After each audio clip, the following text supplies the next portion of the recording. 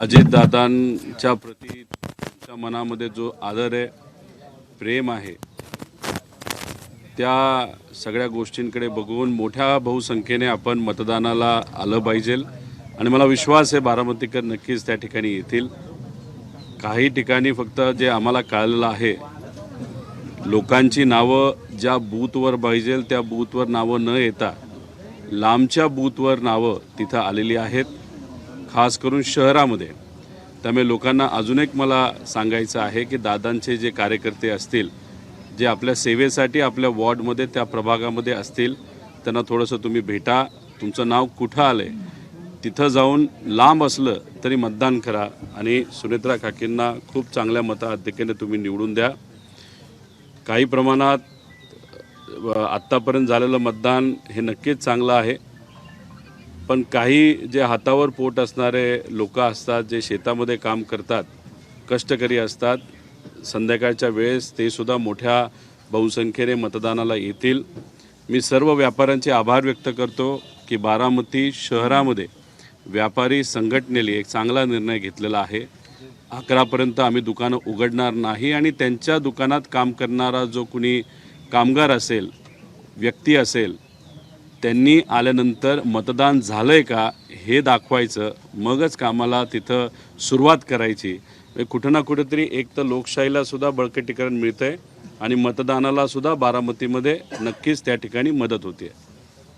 दादा, खरं तर अजितदादांच्या पश्चात जे मतदान होत आहे, काय आपल्या आठवणी सांगाल दादांच्याबद्दल? नाही, दादांबद्दल अनेक आठवणी आहेत. मला दादांसाठी आणि साहेबांसाठी जो प्रचार लहान असताना आम्ही करायचो, आई बाबा आणि पवार परिवारातले सर्वच लोक आणि बारामतीकर, कधीकधी सायकल रॅलीमध्ये सुद्धा मी सहभाग घेतला आहे. लोकात जायचो. ठीक आहे, लहान असताना कधी भाषण तिथं करत नव्हतो, पण मग आई वडिलांबरोबर जिथं जाता येईल तिथं जात होतो, प्रचार तिथं करत होतो. त्यामुळे ह्या सगळ्या आठवणी आहेत. आणि दादा ज्या पद्धतीने सांगायचे, कारण दादा तसे परखड असायचे, बोलायला कडक, मनातून एकदम मवाळ, कधीकधी टोमणा मारायचे आणि खास करून नेहमी जेव्हा केव्हा मला ते बोलायचे, हां चिरंजीव काय चाललंय आता, अशा पद्धतीने ते बोलत असायचे. सगळ्या ह्या गोष्टी कुठं ना कुठंतरी आम्ही मिस करतो. आणि मग अधिवेशनामध्ये म्हणजे आत बसलं असताना सुद्धा लक्ष असायचं, बटन कसं घालतोय, केस वाढलेत आणि बोलतोय कसा.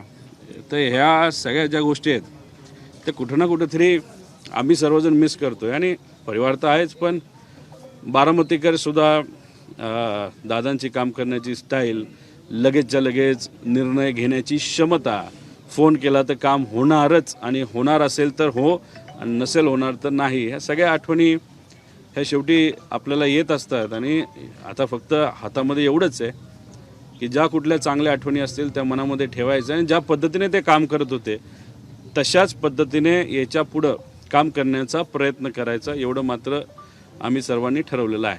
दादा, जयदादांना आता विचारलं तर त्यांचं म्हणणं होतं की 2029ला जयदादा बारामतीतून उमेदवार असतील तर त्यांचं म्हणणं होतं की कार्यकर्त्यांची जी इच्छा असेल तर त्यानुसार. नाही, शेवटी कार्यकर्ते आणि पक्षाची जी इच्छा असते आणि पक्ष जो निर्णय घेतो तो तिथं ऐकावं लागतं. त्यामुळे त्यांचा पक्ष वेगळा आहे, त्यांच्या पक्षाने जो कुठला निर्णय त्यावेळेस तिथं घेतला जाईल, म्हणजे काकी जर निवडणुकीला त्यावेळेस उभं राहणार नसतील आणि जे उभं राहणार असेल, शेवटी त्यावेळेस जी लढाई होईल 2029ला ती तशी बघितली तर सर्व पक्षीय ती लढाई त्या ठिकाणी होऊ शकते. हे बघा, आता अजितदादांच्या वेळेससुद्धा पवार विरुद्ध पवार झालेलंच आहे, लोकसभेला सुद्धा पवार विरुद्ध पवार झालेलंच आहे. त्यामुळे उद्या जाऊन पवार विरुद्ध पवार होण्याची शक्यता ही आपल्याला नाकारता येणार नाही. लोकांची इच्छा आहे, लोकांचं मत आहे. जी शेवट दादांची इच्छा होते की पवार परिवार एकत्रित आला पाहिजे, परिवार म्हणून एकत्रित आला पाहिजे. हे किती खरं असलं तर राजकीय दृष्टिकोनातून निर्णय घेत असताना कधी चांगल्या गोष्टी होण्यासाठी काही कडक निर्णय घ्यावे लागतात, काही गोष्टींचा त्याग द्यावा लागतो. आता जर उद्या जाऊन परिवाराला एकत्रित द्यावं लागेल, आम्ही तर विरोधात आहोत, पण सत्तेतून काही लोकांना बाहेर येणं म्हणजे एक पक्षाला आमदारांकडे बघून आणि त्यांच्या सर्व कार्यकर्त्यांकडे बघून तो तसा सोपा निर्णय नाही. दादा म्हणजे यालाच मुद्दा असा आहे ज्या दादाची इच्छा होती दोन्ही राष्ट्रांनी एकत्र यावे. 29ला तशी परिस्थिती निर्माण झाली. मग ती परिस्थिती बघून मग आता दावा ठोकला जातोय कशाचा? जयदादांकडनं की बारामती जागा आमच्याकडे राहावी असं काही आहे का? नाही, आता त्यांचा पक्षच वेगळा आहे ना. आता दादांच्या वेळेस पण पवार विरुद्ध पवार झालं. किती मनामध्ये इच्छा नसेल, पक्ष वेगळे राहतीलच, कारण का आम्ही विरोधात आहोत. आणि उद्या जाऊन मग तिथं जय उभा राहिला, इथून युगेंद्र तिथं असू शकतं. त्यामुळे ह्या अनुषंगाने पवार विरुद्ध पवार हे बारामतीमध्ये किती लोकांची इच्छा नसली तरी होऊ शकतं. आणि शेवटी झालं असं आहे की पवार विरुद्ध पवार व्हावं ही लोकांची इच्छा नाही आहे.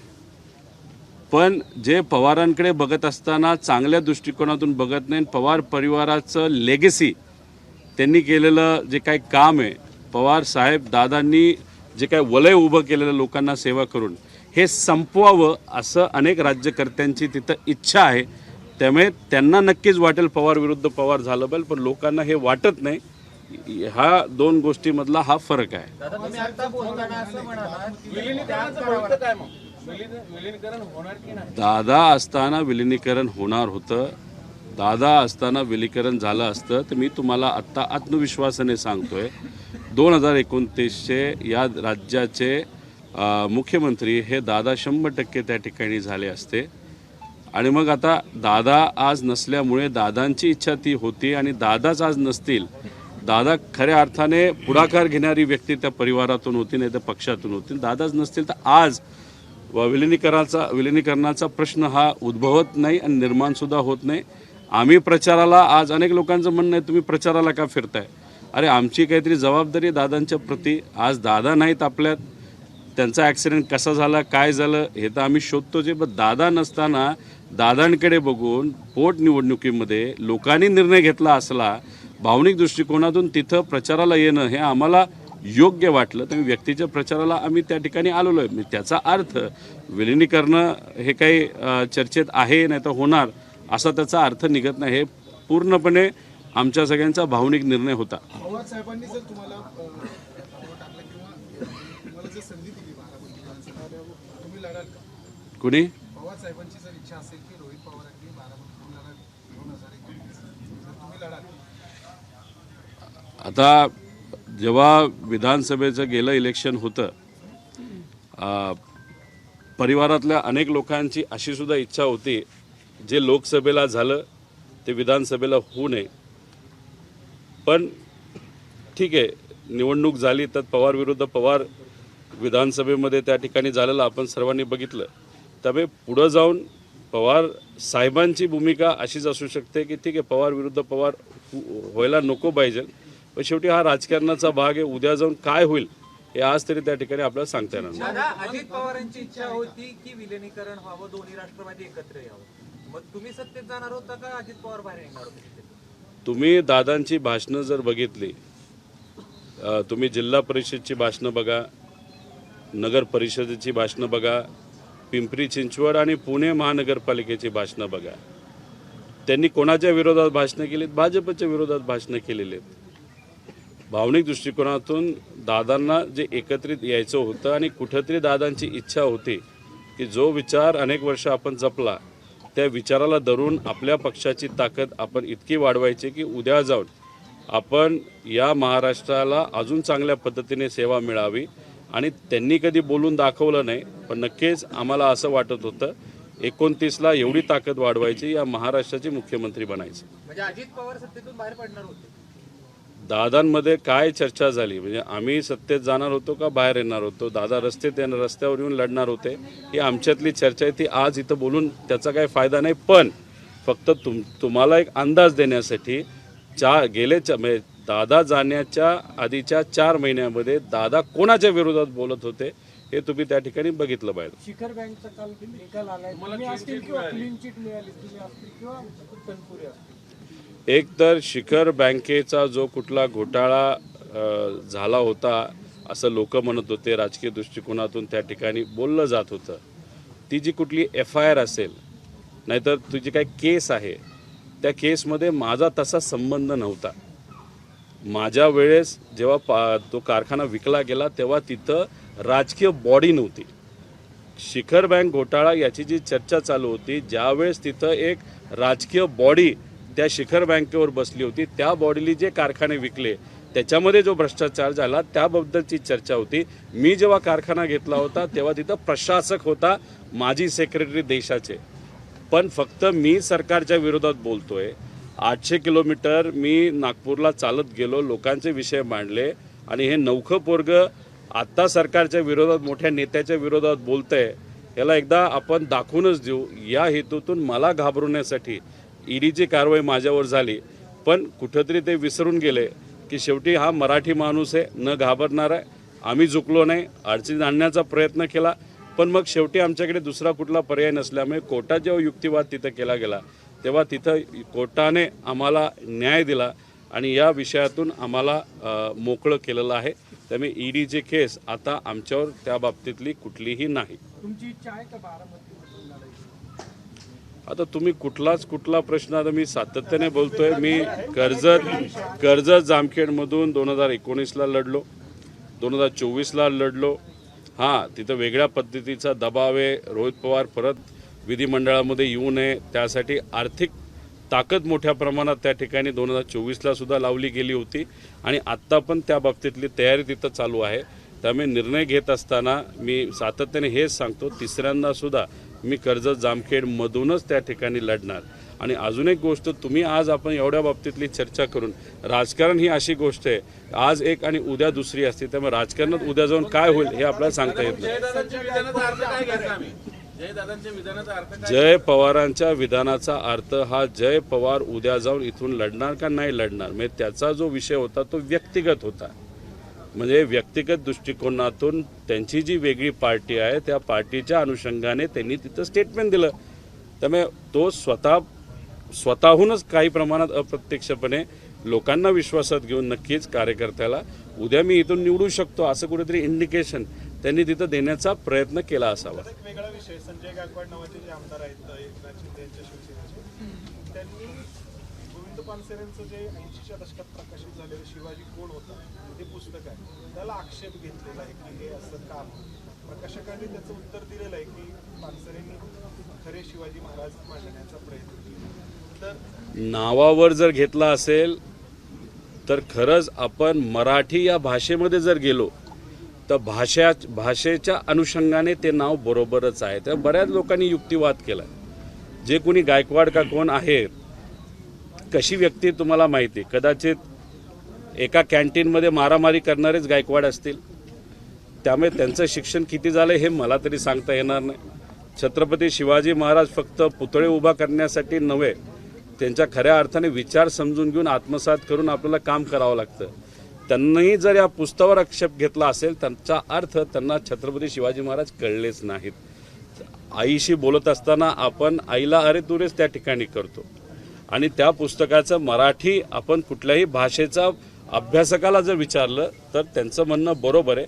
नावावर न जाता त्याच्या आत, पुस्तकाच्या आत काय लिहिलंय हे आपण बघावं आणि त्याच्याचबरोबर हे जे सर्व दाभोळकर, पानसरे यांच्यावर अन्याय कुणी केला हे पहिलं तुम्ही शोधा आणि तिथं न्याय देण्याचा प्रयत्न करा. पण नाही, ज्यांची राजकीय कपॅसिटी मोठी आहे पण बौद्धिक कपॅसिटीवर ज्यांना प्रश्न मार्क आहे त्यांनी तरी या विषयाबद्दल बोलू नये. अजितदादांच्या अपघाताच्या संदर्भात तुम्ही वारंवार शंका उपस्थित केलेला आहे, पीपीटी प्रेझेंटेशन केलेलं आहे आणि त्याचा आणि आता ईडीची क्लीन चिट कळली, हे टायमिंग तुम्हाला कसं वाटतं? म्हणजे तुमची आक्रमकता कमी करण्यासाठी किंवा तुम्हाला खुश करण्यासाठी अशा पद्धतीने क्लीन चिट दिली असं अशी चर्चा? नाही, काय खुश करायचं. आता जेव्हा केस झाली तेव्हा आम्ही आक्रमकतेला अजून जास्त बोललो, म्हणजे आम्ही कुठंच त्या ठिकाणी घाबरलो नाही.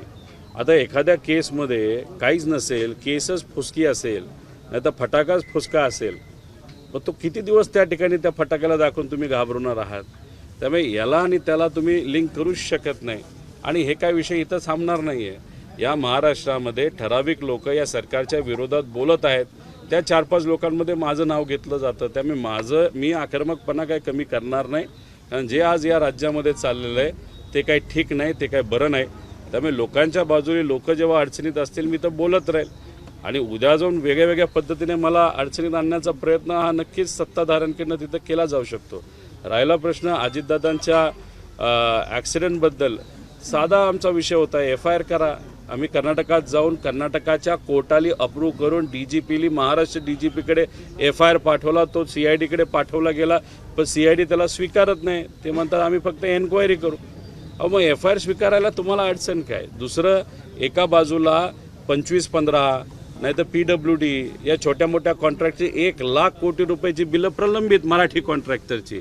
पण अजितदादांचा ॲक्सिडेंट ज्या विमानातून झाला, ती जी काही VSR कंपनी, त्याचा मालक जो VK सिंग आहे, त्याला अजितदादा गेल्यानंतर 100 कोटी रुपये त्याचं बिल तिथं दिलं गेलं महाराष्ट्राकडनं. म्हणजे एका बाजूला पैसा नाही, एका बाजूला दादांचा अपघात ज्या विमानात झाला त्या कंपनीला मात्र तुम्ही पैसे तिथं देत आहात. एन्क्वायरी होईना, CBIकडे द्या. हे मी नाही, हे सुनित्रा काकी बोलल्यात, त्याला पाठिंबा आम्ही सर्वांनी दिला. 60 दिवस झालं तरी ती CBI अजून त्या विषयाला घेत नाही. म्हणजे तो जो ॲक्टर होता सुशांत सिंग राजपूत, 2 दिवसामध्ये केस घेतली, दादांची 60 दिवस. बघा, मी काय बोलतोय, मी पुराव्यासकट बोलत होतो. माझ्या मनात शंका आहे, काय खरं घडलंय हे मला सुद्धा माहीत नाही, पण आम्हाला जाणण्याची इच्छा आहे. पण ते करायला ज्या ज्या गोष्टी करायला पाहिजे, तपास करायला, त्या गोष्टी होतच नसतील, त्या जर अडवल्या जात असतील, तर मग मनामधली शंका वाढणारच ना, आणि ती वाढत चालली आहे. म्हणून आम्ही म्हणतोय की 30 एप्रिलपर्यंत आम्ही वाट बघू, नाही तर 10 मेपर्यंत आम्ही वाट बघू. अधिवेशनामध्ये आणि कालच्या बारामतीच्या भाषणामध्ये मुख्यमंत्री साहेबांनी जो काही शब्द दिला आहे लोकांना, तर ते खरं होईल. आणि त्या दिशेने म्हणजे CBI पण एक्सेप्ट करेल, FIR पण एक्सेप्ट केला जाईल, आणि इन्व्हेस्टिगेशन एका लेवलपर्यंत येईल, अशी आपण अपेक्षा 10 मेपर्यंत त्या ठिकाणी करू. स्वतः सुनेत्रा काकींनी पण तुमच्या या शंकेला एका अर्थाने दुजोरा दिला. कालच्या भाषणात प्रथमच त्यांनी मौन सोडलं या सगळ्या विषयावर आणि म्हणे हो आमच्याही मनात शंका आहे. एका अर्थाने आता तरी गती मिळेल का? 10 मे नंतर तुम्ही काही आंदोलनाच्या वर तयार करता? नाही, आंदोलन हा विषय नाही. बघा, याच्यात महाराष्ट्राच्या तमाम जनतेच्या मनामध्ये शंका आहे, आणि ही जी शंका आहे मी फक्त बोलून दाखवतोय. 10 मे नंतर काय होईल हे मला आज सांगता येणार नाही, पण काही पुरावे आम्ही दिलेत, पण काही पुरावे आम्ही आमच्याकडे ठेवलेले आहेत. फक्त आम्ही पुरावे पुढं आणत नाही, नाहीतर आम्ही प्रेझेंटेशन याच्यासाठी घेत नाही. रोज रोज जर आपण या विषयाला घेऊन बोलत राहिलो तर याला कुठेतरी राजकीय भूमिका आहे असं काही लोकांना वाटेल, आणि त्यामुळे मी टप्प्याटप्प्यात करतो. आणि कुठे सरकारला सुद्धा तिथे संधी दिली गेली पाहिजे. काकी बोलत असताना काल भावनिक दृष्टिकोनातून त्या बोलल्या, आणि नक्कीच त्यासुद्धा दादांच्या ॲक्सिडेंटबद्दल जी काही शंका आहे त्याच्यात जे काही इन्व्हेस्टिगेशन व्हायला पाहिजे चांगल्या पद्धत, त्यासाठी त्यासुद्धा प्रयत्न करत असावेत. विषय एवढाच आहे की त्या प्रयत्न करत असले, आम्ही प्रयत्न करत असलो, पण ज्याच्या हातामध्ये खरीच निर्णायक काही गोष्टी आहेत, ज्या पक्षाच्या हातामध्ये निर्णायक गोष्टी आहेत, ते मात्र त्या बाबतीत थोडंसं संत गतीने जात असतील तर मग कुठंतरी आम्ही तर विरोधात आहोत. मग सत्तेतले काही लोक आणि विरोधक मिळून अजून जर दबाव टाकला तर मग इन्व्हेस्टिगेशन हे पारदर्शक आणि चांगल्या गतीने होईल असं मला तरी वाटतं. जय पवार असं म्हणाले की हा जो अहवाल आहे अपघाताच्या संदर्भातला तो पुढच्या 3-4 आठवड्यामध्ये येईल. मात्र मी आता असं म्हणू शकत नाही की हा अपघात आहे की घातपात आहे, कारण कुणाचं मी दिशाभूल करू शकत नाही. जय पवारांना मला सांगायचं आहे, तुम्ही कितीही आत्मविश्वासाने सांगितलं की पुढच्या 2 आठवड्यामध्ये AIBचा फायनल रिपोर्ट येईल, तर तो अजिबात येणार नाही. गेल्या 9 ॲक्सिडेंट जे काही या देशामध्ये झाले होते, 3-3 वर्ष झाले तरी त्यांचा अजूनपर्यंत फायनल रिपोर्ट आलेला नाही. एक आहे भावनिक दृष्टिकोनातून लढणं, पण राजकारण समजून घेणं पण तितकंच महत्त्वाचं आहे. काही राजकीय लोक आपल्याला काही सांगू शकतात, पण वस्तुस्थिती काय हे सुद्धा समजून घेतलं पाहिजे. त्यामुळे पुढच्या 2 आठवड्यामध्ये जर AIBने रिपोर्ट दिला, फायनल रिपोर्ट जर दिला, तो जो काय ब्लॅक बॉक्स आहे त्याच्याबद्दलचा रिपोर्ट दिला, आणि आम्ही जे विचारलेले प्रश्न आहेत त्याचा जर रिपोर्ट दिला, तर मी स्वतः केंद्रीय एव्हिएशन मंत्र्यांना जाईल आणि त्यांचा सत्कार त्या ठिकाणी करेल. हे होत नसतं, असं होणार नाही. CID आता या बाबतीत काय बोलतं हे सुद्धा त्या ठिकाणी आपल्याला बघावं लागेल. पण द्यायचा म्हणजे पहिला प्रायमरी रिपोर्ट द्यायचा म्हणून त्यांनी इतका फालतू रिपोर्ट दिलेला आहे, त्याच्यात बेसिकच गोष्टी चुकलेल्या आहेत. आता फायनल रिपोर्ट आल्यानंतर आपण बघू, पण पुढच्या 2 आठवड्यामध्ये फायनल रिपोर्ट येणार नाही हे मला माहिती आहे, कारण का VK सिंगला पूर्णपणे वाचवण्याचा प्रयत्न हा सत्ताधाऱ्यांकडून केला जातोय.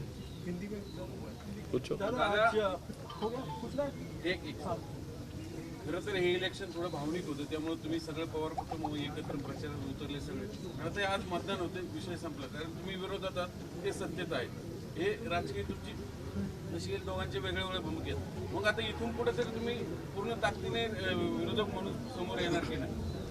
तुम्ही बघा, काल परवा पार्लमेंटमध्ये जो काही तमाशा भाजपकडनं आणि सत्ताधाऱ्यांकडनं केला गेला, डिलिमिटेशन बिल हे आणण्याचा लपून छपून प्रयत्न केला गेला, खासदार वाढवण्याचा लपून छपून प्रयत्न करून अशाच राज्यांमध्ये खासदार वाढवायचे की ज्याच्यामध्ये उद्या जाऊन खासदार हे निवडून येतील त्यांच्या विचाराचे, आणि संविधान उद्या जाऊन आपल्याला बदलता येईल. हा जो प्रयत्न हाणून पाडल्यानंतर महाराष्ट्रामधून अनेक विरोधातले नेते बोलले, पण सगळ्यात जास्त आक्रमक मी बोललेलो आहे. आणि आज हा पक्ष म्हणजे अजितदादांचा पक्ष, भाजप, एकनाथ शिंदे साहेबांचा पक्ष यांनी त्या बाजूनी मतदान केलेलं आहे. म्हणजे आम्ही जेव्हा आज बोलत आहोत ते भाजपच्याच आणि भाजपच्या विचाराच्या विरोधात बोलत आहोत. संध्याकाळी 5 नंतर म्हणजे एक तर इथं विरोधात कुणी तिथं नाही आहे. बारामतीकरांची जी भावना होती की या इलेक्शनमध्ये शांततेत आणि सुनेत्रा काकींना अजितदादांच्या कार्याकडे बघून चांगलं मतदान व्हावं, बारामतीकरांची इच्छा ही आमची सुद्धा, कारण आम्ही सुद्धा बारामतीकर आहे. पण संध्याकाळी 5 नंतर उद्यापासून तुम्ही बघाल जी